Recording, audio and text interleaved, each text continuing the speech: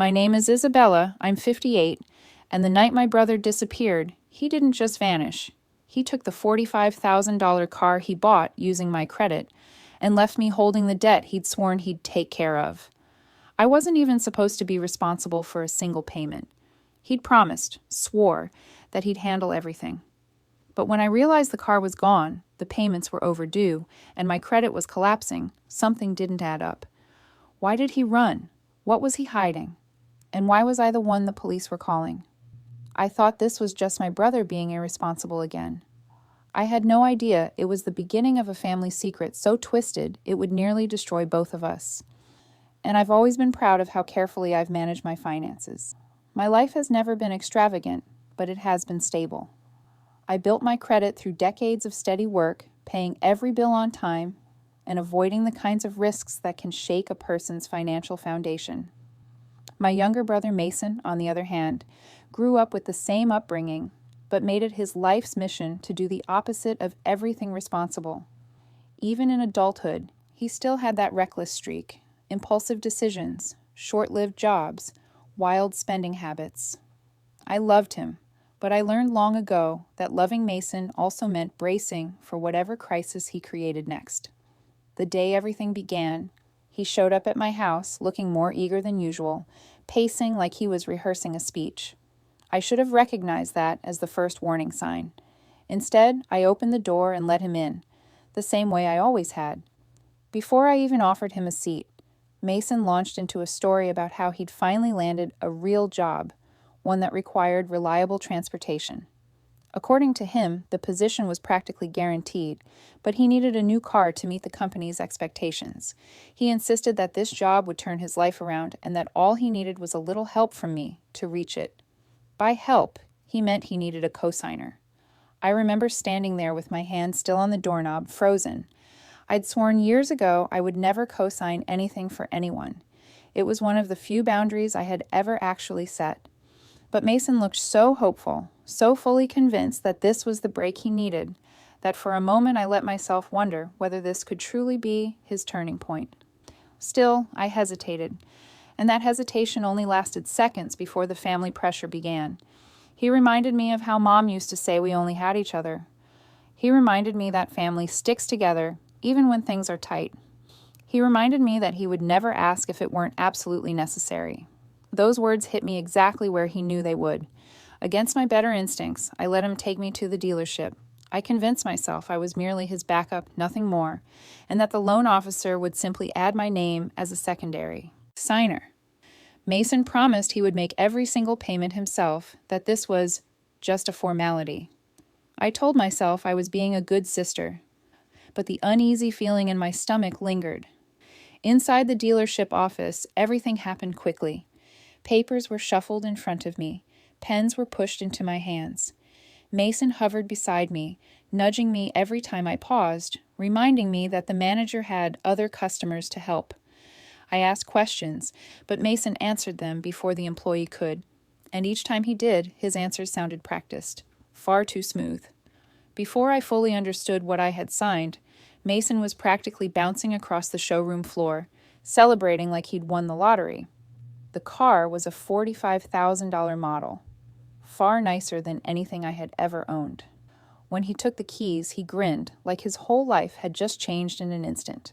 My life, however, changed in a very different way. Later that evening, I received the financing documents via email.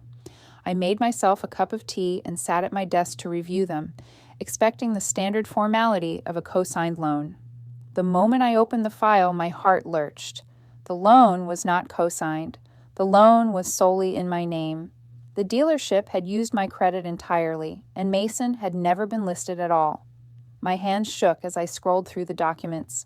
My name appeared again and again. Borrower, responsible party, primary account holder. His name wasn't anywhere. I felt a wave of heat rise up my neck, anger and betrayal tightening around my throat. I wanted to call him immediately, to demand an explanation, to tear into him for lying so boldly and so confidently. But a different fear rose inside me. If I confronted him too aggressively, I worried he might do something even worse. Mason didn't handle being challenged well, and I wasn't prepared for another explosion in the family. So I sat there in silence, staring at the contract, feeling the weight of what I'd taken on settle over me like a thick fog. I had just closed the document when my phone lit up. There was a voicemail from Mason, time-stamped only minutes earlier. Something about seeing his name on that screen made my stomach twist again, because deep down, I knew whatever he said in that message was going to change everything. When I finally pressed play on Mason's voicemail, I already knew it wouldn't be good news. His voice came through shaky, rushed, and oddly apologetic, three qualities Mason rarely displayed unless he'd backed himself into a corner. He said he might lose his new job, that things weren't working out, and he needed to talk to me as soon as possible. Every word made my throat tighten. That job was the entire justification for him buying the car, and for me, signing my name to a loan I didn't want. The fact that he sounded panicked meant whatever he was trying to soften was probably far worse than he was admitting. The next morning, I drove straight to his apartment. I didn't call first, I didn't text, I needed answers face to face without the cushion of his excuses forming in advance. When he opened the door, he looked like he hadn't slept. His hair was unwashed, and he kept rubbing his forehead as if he could physically erase the decisions that had led him here. Before he could launch into another carefully worded narrative, I cut him off and asked how serious the situation was. I needed the truth. He dropped his eyes, breathed out sharply, and admitted he might lose the job. He had already been terminated. And not for some unfortunate misunderstanding. He lost it because of attendance issues. 2 weeks. He couldn't even hold it together for 14 days. My heart dropped straight through me. The first car payment was due in a matter of days, and the loan was in my name, tied directly to my credit. I felt panic rise like a tide, tightening around my ribs. I asked how he planned to make the payment now. He froze, then defaulted to the same old pleading tilt of his voice I'd heard since we were teenagers. He begged me to just cover it for now, swearing it would only be temporary. He promised he'd get another job immediately, that he had interviews lined up, that this was just a bump in the road. His promises flowed in smooth, comforting lines, the kind he'd practiced his whole life, the kind that slipped so easily into my ears, even when my instincts screamed otherwise. I told him bluntly that my credit score was the one thing I had worked tirelessly to protect. It was my safety net, my stability, my future.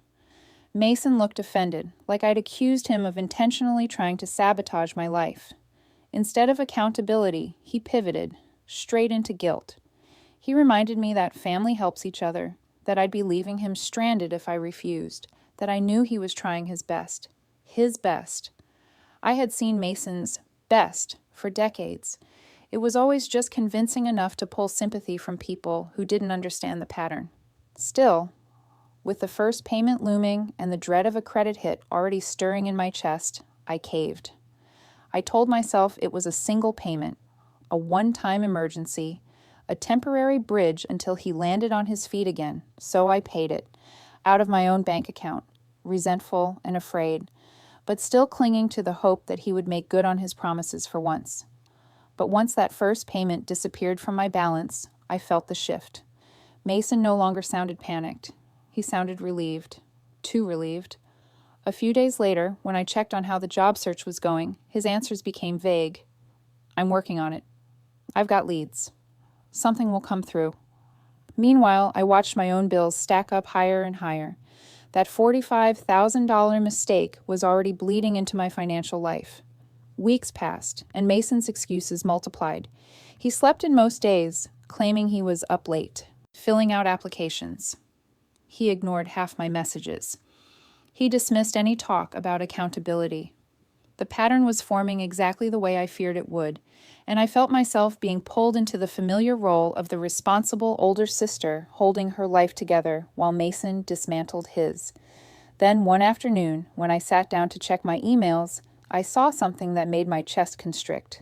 A message from the loan company. The subject line read, "Past due notice. Immediate attention required."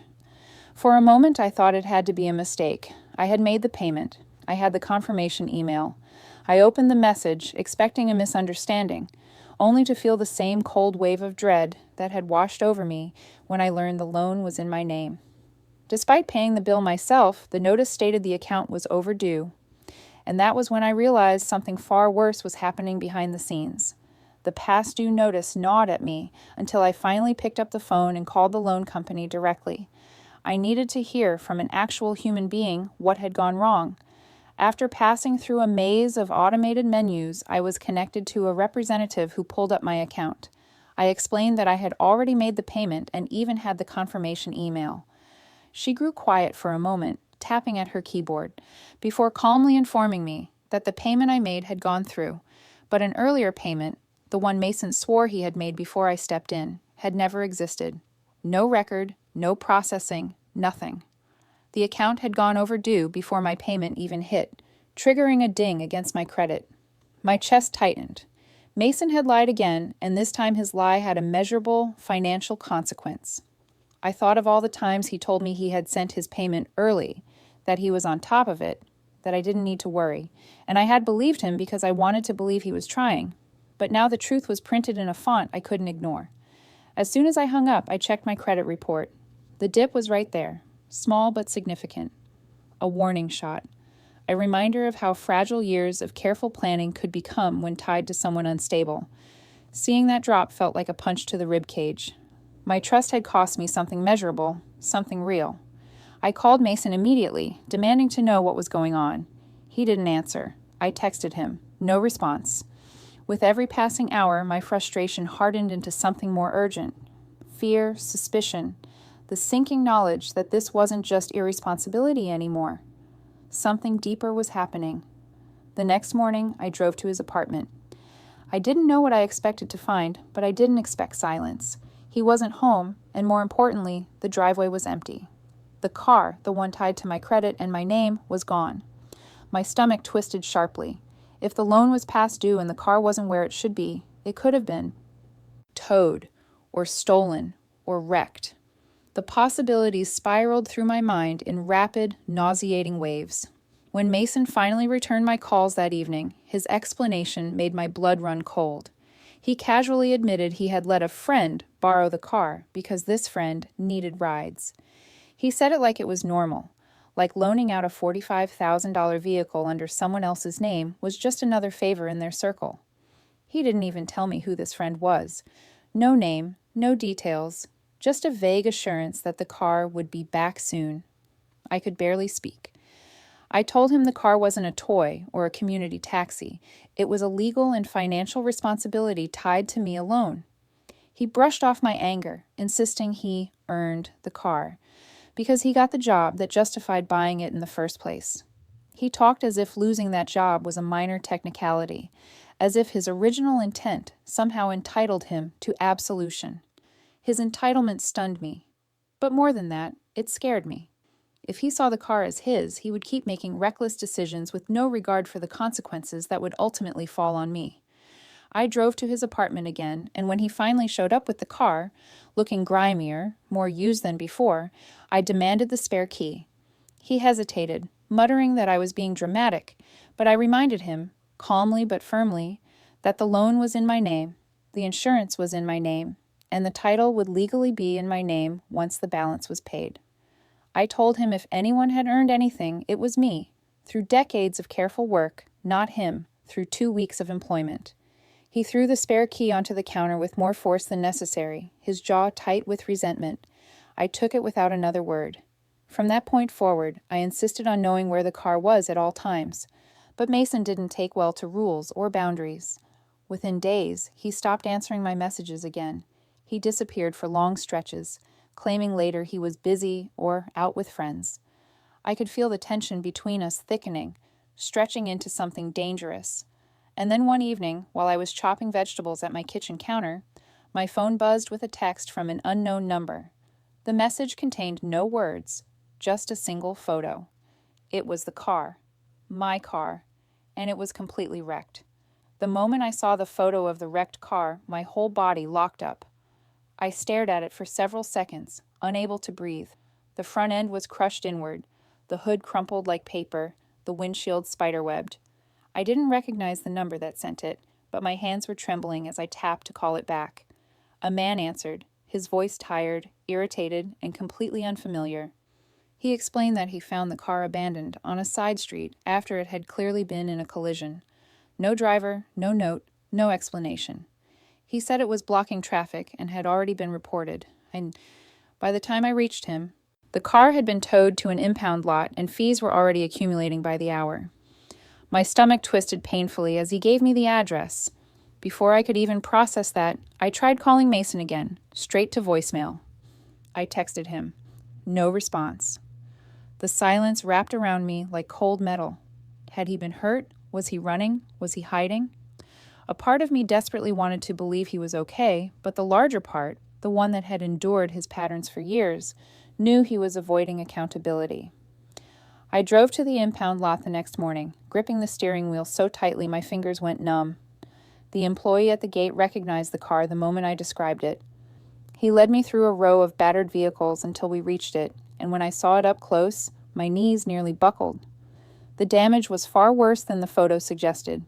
The engine compartment was crushed. The passenger side door was jammed. One of the headlights dangled by its wires. The car wasn't just damaged, it was barely drivable, possibly totaled. As I stood there trying not to crumble, the worker asked for proof of insurance. I swallowed hard and gave him the information Mason had provided me when he bought the car. He entered it into his computer, frowned, and tried again. Then he shook his head. There was no insurance policy. Nothing was on record. Mason had never set up anything at all. The realization hit like a blow. Not only was the loan in my name, but now a wrecked, uninsured vehicle was legally my responsibility. Towing fees, storage fees, future repairs, they all landed on me. When the employee printed the current charges, the total was already in the thousands, and rising each day, the car sat there. I felt nauseous. The room seemed to tilt. For a few moments, anger took over. Hot, consuming anger that threatened to erupt. But beneath it, heartbreak spread like a bruise. This wasn't just about a car anymore. It wasn't even about money. It was about Mason, about how deeply he had spiraled, about how far he had fallen from the boy I'd once protected with every ounce of my being. After leaving the lot, I went straight to the police station. I needed documentation, a record of the circumstances in case Mason later tried to twist the narrative or claim I had stolen the car from him. I explained everything to the officer, the loan, the missing insurance, the wreck, and Mason's disappearance. They filed a report and advised me to notify them if he made contact. I left the station feeling hollow. As if things weren't already heavy enough, my phone started buzzing with messages from relatives. Somehow news had already spread. Mason had told them I was making a big deal out of nothing, that he was going through a hard time, and I was turning against him when he needed support. They accused me of overreacting, of being dramatic, of choosing money over family. Each message felt like another weight added to my shoulders, pressing down harder and harder. None of them were there at the impound lot. None of them saw the damage.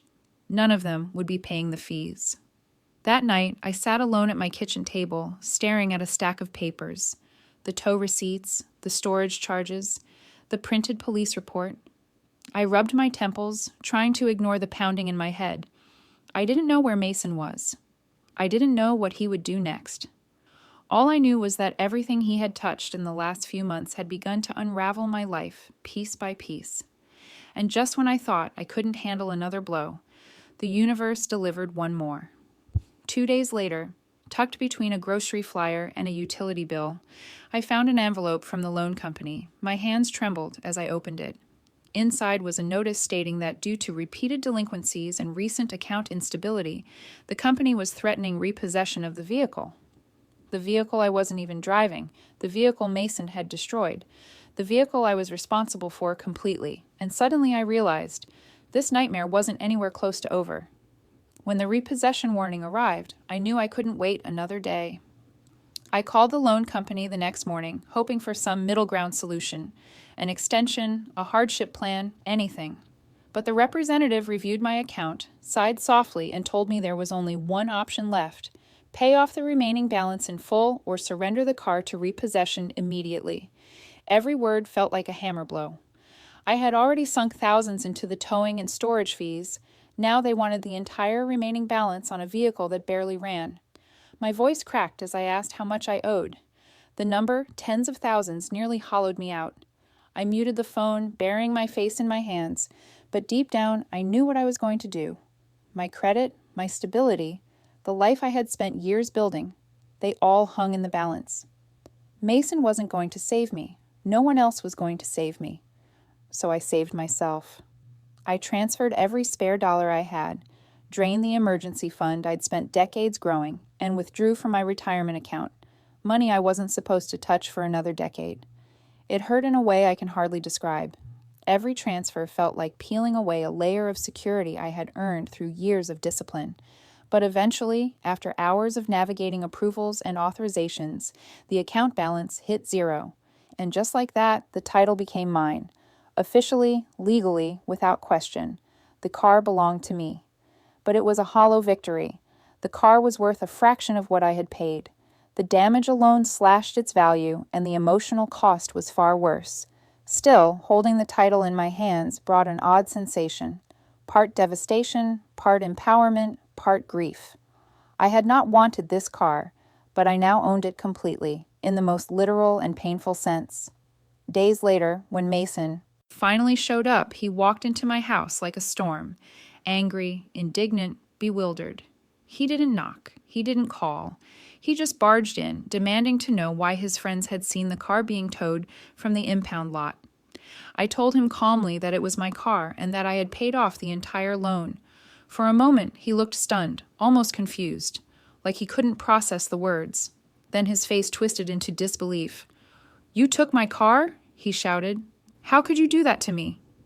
I felt something inside me snap, something that had been stretched thin for years. I set the title down on the table and slid it toward him so he could see my name printed across the top in bold letters. "This was never your car, Mason," I said quietly.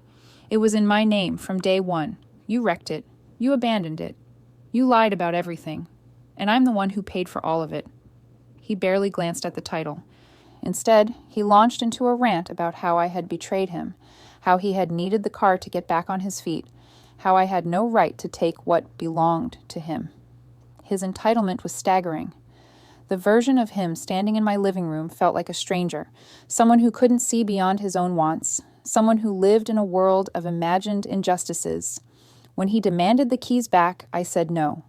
The word felt like a weight lifted off my chest. A boundary, real, firm, mine.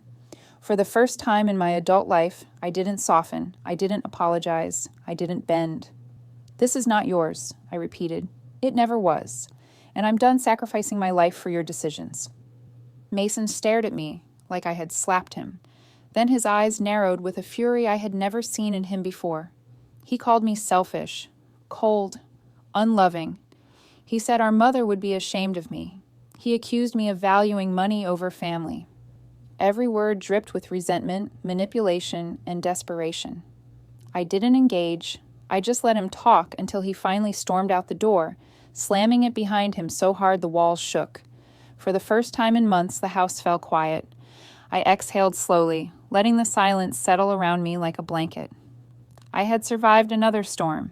I had taken back control. But peace was a fragile thing, and deep down I knew Mason wasn't finished. I was right. A few days later, I heard a firm, rapid knock at my door. When I opened it, Mason was standing there, jaw clenched, eyes cold, and beside him was a woman I had never seen before, arms crossed, expression sharp and expectant. Mason didn't say hello. He didn't try to explain. He just pointed at me and said, "She wants the keys, give them to her." When I opened my front door and saw Mason standing there with a woman I had never seen before, something inside me went still. His expression was hard, cold, nearly unrecognizable. The woman beside him crossed her arms and leaned into one hip, as though she had rehearsed this moment. Her presence alone made my skin prickle. I didn't know her name yet, but I already sensed she wasn't here to make peace. Before I could ask what was going on, Mason gestured toward her with a sharp jerk of his hand. "This is Jada," he said. "She helped me during everything, the dark times." He said the last two words with dramatic emphasis, as if that alone justified whatever he was about to demand. Jada stepped forward, lifting her chin. "Your brother told me the car was mine," she said. He promised it. I've been depending on it, so I'm here to pick up the keys. Her tone was unapologetic, expecting compliance simply because she declared it. My eyebrows rose involuntarily. Mason had promised the car to her? The same car I had just spent my life savings to secure?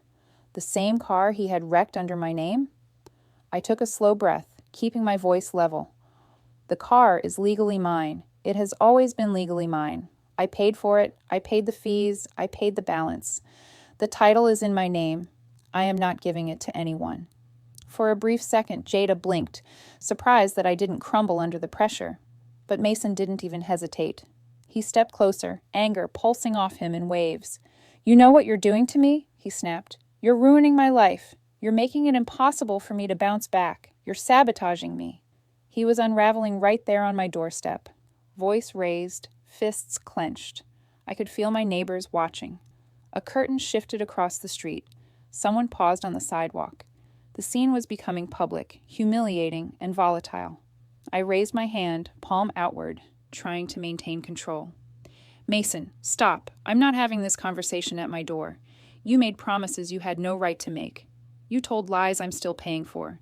You cannot give away something that was never yours." Jada scoffed loudly, as if the inconvenience offended her.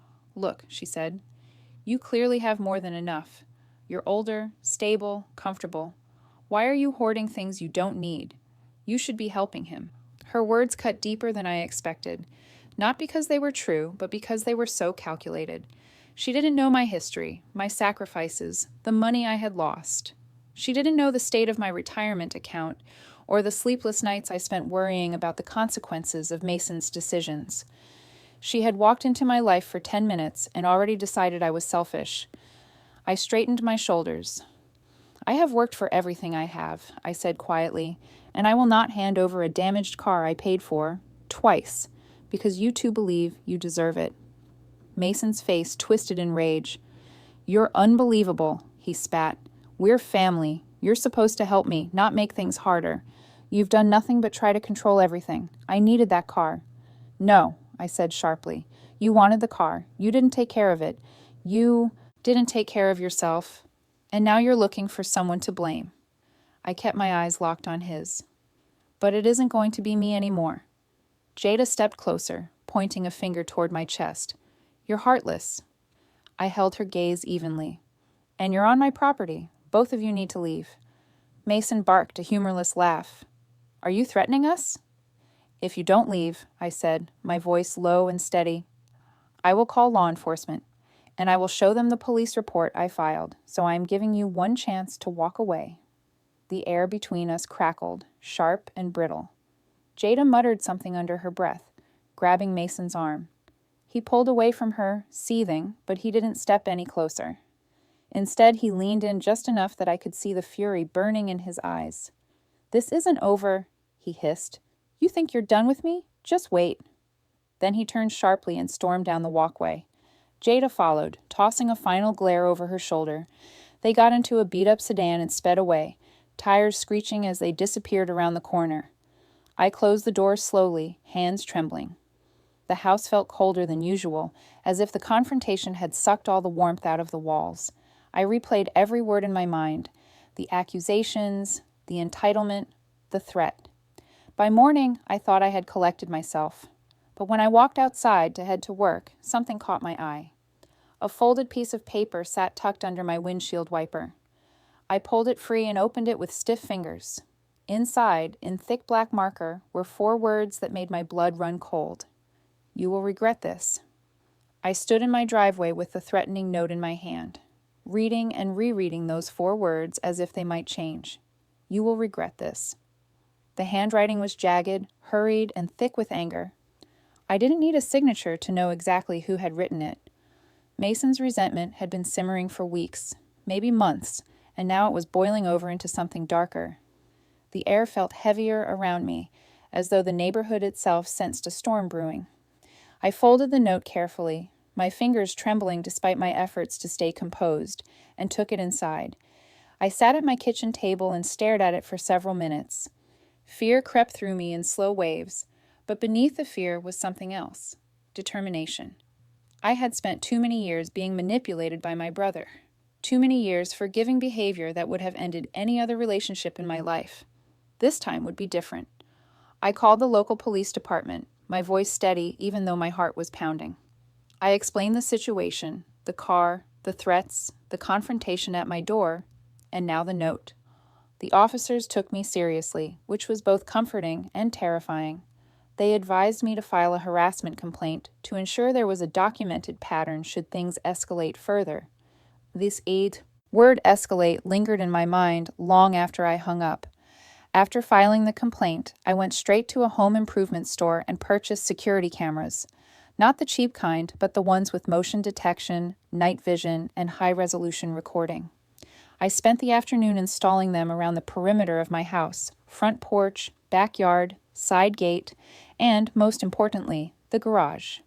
When I finished, I reviewed the live feed on my phone and felt a tiny flicker of relief. It wasn't safety, but it was a layer of protection I should have added a long time ago. 2 nights later, that protection paid off. At 2:13 a.m., my phone buzzed with a motion alert from the garage camera.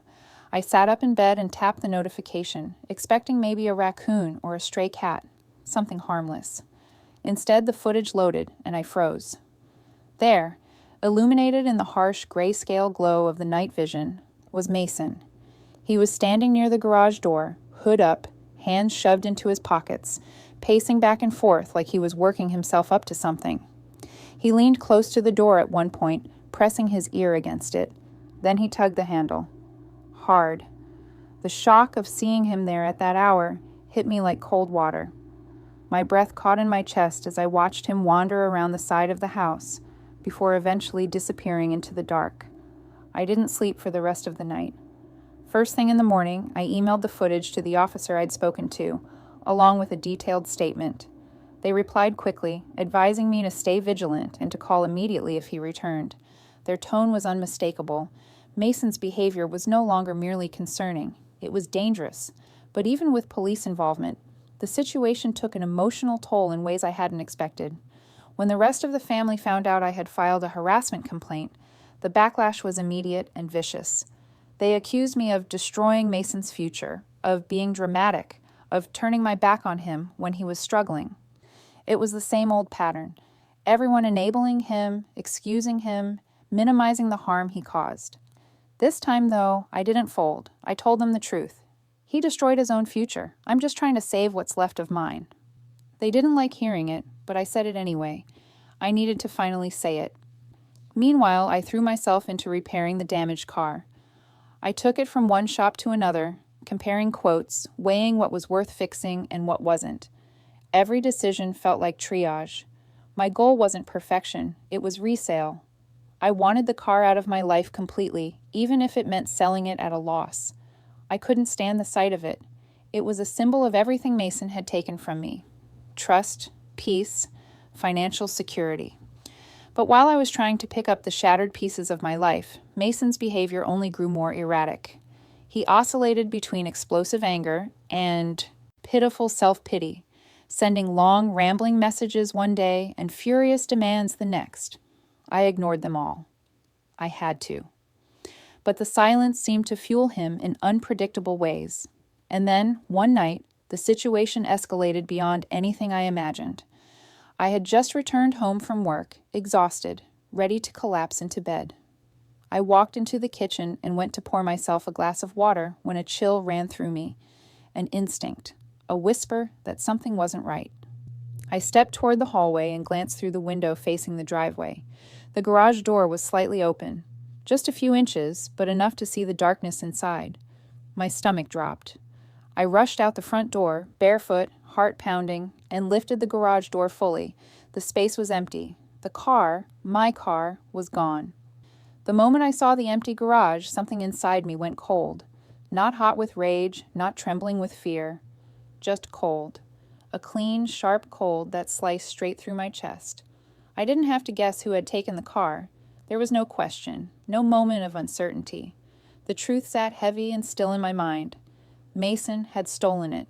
Again. I forced myself back inside, hands shaking only slightly as I dialed the police. My voice stayed eerily calm as I explained what had happened, provided the case number from the previous reports, and confirmed that yes, the vehicle was still legally mine. The dispatcher listened carefully, then assured me an alert would be sent out immediately. This time, there was no hesitation on their end. They recognized the pattern as clearly as I did. Within an hour, an officer called to let me know the car had been picked up on a traffic camera heading across town. My pulse quickened, but I kept my breathing steady. I drove quietly to the station to be closer to updates, sitting in the waiting area with my hands folded tightly in my lap. Every few minutes, I'd hear muffled radio chatter from behind the desk. I didn't know which voice belonged to which officer, but each transmission felt like a thread pulling me deeper into an unraveling moment. Then a voice called out my name. An officer approached, asking me to step outside with him. Under the fluorescent lights of the parking lot, he told me they had located Mason. He'd been pulled over after a brief pursuit. Nothing high speed, but enough to require caution. The car had suffered more damage during the stop. My stomach twisted, but I nodded for him to continue. They were detaining Mason on site, and given the documented history, they recommended I go to the location to confirm details and provide any additional information. I followed their patrol vehicle through the dark streets until we reached a side road bordered by small warehouses. Red and blue lights flashed across the concrete walls, casting long, warped shadows. The car sat crookedly at the curb, visibly worse than before, scrapes along the passenger side, a bent fender, a fresh dent crumpling the rear quarter panel. It looked exhausted, as if it had suffered as much as I had. Mason was already in handcuffs, yelling as two officers held him near the hood of the patrol car. His words splintered through the night air, wild and frantic. "You set me up," he screamed when he saw me. "You planned this. You wanted me arrested." I stayed a safe distance away, arms crossed, jaw clenched. An officer stepped between us, asking me a series of questions: ownership details, prior incidents, whether Mason had permission to take the vehicle. I answered each one clearly, without wavering. The officer nodded slowly, as if acknowledging something we had both known for a long time. This wasn't an isolated mistake. This was a pattern, a dangerous, escalating one. Mason continued shouting over the officer's instructions, straining against the cuffs like a trapped animal. "You love seeing me fail. You always have." His voice cracked, and for a fleeting moment, his face twisted with something like desperation, some flicker of the brother I used to know. But the moment passed instantly, swallowed by rage. The officers lifted him upright and guided him to the back of the patrol car. He tried to twist around to look at me, but they kept a firm grip on his shoulders. I stood still as he passed, watching silently as they placed him inside and shut the door. The locks clicked with a finality that echoed through my chest. For the first time in years, I didn't feel guilty. I felt resolute. Another officer approached with paperwork, explaining the next steps. They needed my formal statement for auto theft charges. I didn't hesitate. I signed every line, answered every question, and made it clear I would not be dropping anything. Mason had crossed every boundary I'd ever set. This was not a moment for mercy. It was a moment for truth. When everything was documented, they allowed me to look over the car one more time. The damage was ugly, costly, and exhausting just to absorb. But I didn't cry, I didn't collapse, I didn't shake. I simply nodded, thanked the officers, and stepped back as the tow truck arrived to collect what remained of my patience, my savings, and the last thread of hope I once held for Mason.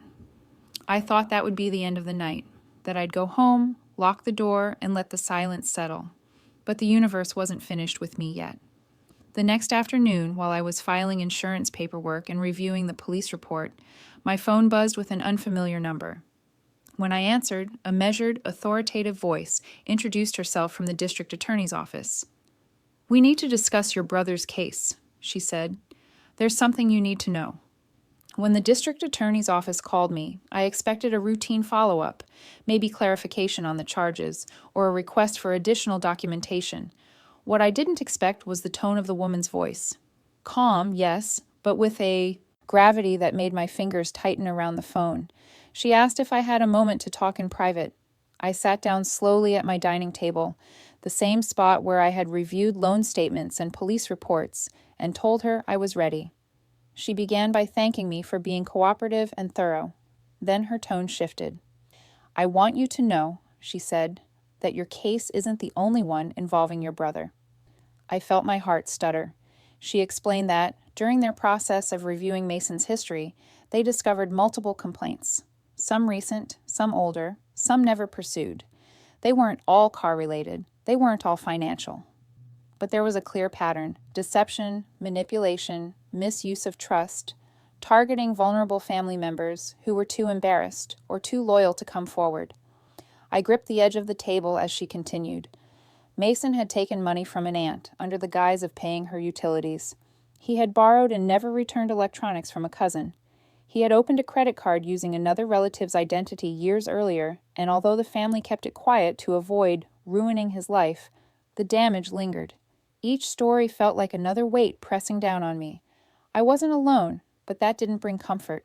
It brought heartbreak, deep, stinging heartbreak, that the brother I'd loved my entire life had left this trail of wreckage behind him. The DA told me gently, "You were not the first, but you are the first who has taken legal action." And in that moment, something inside me settled. Not relief exactly, but a sense of clarity. I had spent months questioning whether I was being too harsh, too cold, too unyielding. But hearing that others had been hurt, silently, privately, shamefully, shifted something in me. I wasn't destroying his future. I was preventing him from destroying someone else's. I told the DAs I wanted to continue fully with restitution, and she assured me that my cooperation would help guide the sentencing. She didn't promise a miracle, she didn't sugarcoat the process, but she gave me something Mason never had: honesty. The legal process dragged on for weeks, but eventually the sentence came down. Mason received probation, mandatory counseling, and a structured repayment plan. Jail would have done nothing but harden him. Counseling, the judge hoped, might peel back the layers he had built around his resentment and entitlement. Whether it would work or not wasn't my responsibility anymore. For the first time, his path was his alone. As for me, I focused on cleaning up the debris of the past year. I finally managed to sell the damaged car. The price was painfully low compared to what I had paid, but the moment it left my driveway, I felt lighter, as if the weight of Mason's choices had been physically hauled away with it. I took the money, modest as it was, and put it toward rebuilding what I had lost. I met with a financial advisor. I started correcting the damage to my credit. I opened new accounts with tighter security and froze old ones Mason had once known about. Bit by bit, I felt myself returning. My family watched all of this from a cautious distance. The same people who had once accused me of being heartless began to soften. They saw the footage of Mason lurking outside my house. They saw the wrecked car. They heard the details in court. And slowly they realized I hadn't been exaggerating or overreacting. I had been surviving. Some offered apologies, some offered silence, some simply stopped insisting I be nicer, which was apology enough for me. I didn't want revenge. I wanted peace, and piece by piece, I found it. I spent more time in my garden. I reconnected with friends I had withdrawn from during the chaos. I let myself breathe again. Healing didn't come all at once. It arrived in small moments. Quiet mornings, cleared debts, the absence of dread every time my phone buzzed. Through all of it, I learned something I wish I had understood years earlier. Boundaries aren't punishments. They're lifelines. And every time I ignored mine for the sake of love, I drowned a little more. Looking back, I still ache for the version of Mason I used to know. The younger brother who clung to my hand on the first day of school, who trusted me to chase away the monsters under his bed. But loving someone doesn't mean sacrificing yourself to their chaos. It means telling the truth, even when it hurts. As I sit here now, closing this chapter of my life, I'm struck by how quiet my home feels. Not empty, just peaceful. I have rebuilt my credit, my routines, my sense of self. The scars remain, but so does my strength. The DA's call taught me something I will never forget. I should have trusted my instincts from the very beginning, and now, for the first time in a long time, I finally do. In the end, reclaiming my life wasn't about the car, the money, or even the damage Mason caused. It was about reclaiming myself. I learned that protecting your peace sometimes means standing against the very people you once protected. My heart still aches when I think of the brother I used to know, but I'm finally living without fear, without guilt, and without chaos. And as I move forward, one truth stays with me. We grow strongest when we refuse to be broken twice by the same person. Tell me, have you ever trusted someone you shouldn't have? And what did it cost you? If this story stayed with you, if it made you think about your own boundaries or the moments that changed you, stay close. We explore these truths here every day. Stories like this remind us how fragile trust is and how powerful we become when we finally rebuild it. Join this community so you never face these moments alone.